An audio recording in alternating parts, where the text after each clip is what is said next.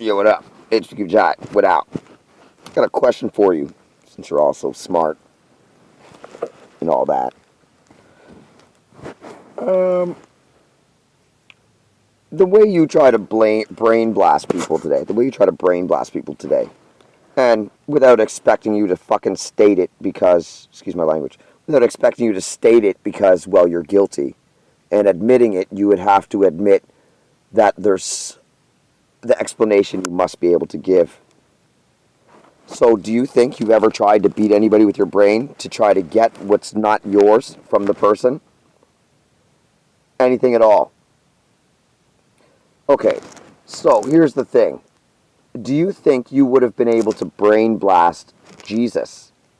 Like, just say Jesus just did some missions, just healed some people, crossed the lake in a ship or in a boat, and then he slept on the beach in a sleeping bag with the disciples.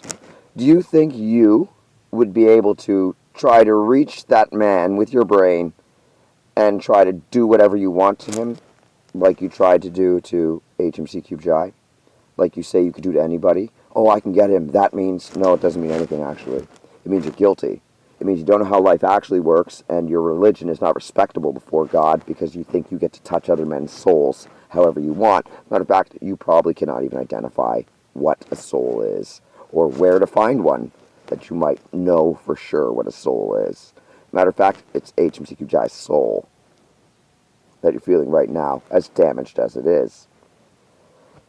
Anyways, I say that it's not a matter of whether you'd be able to or not, because Jesus was on his way to heal a little girl and raise her from the dead.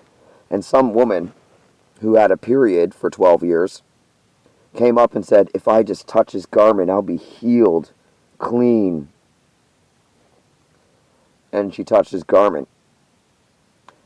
And Jesus said, who touched me? Because he knew somebody touched him. So since there was a multitude that thronged Jesus, and he looked around, and he said, who touched me? And they said, what? Everybody's touching you.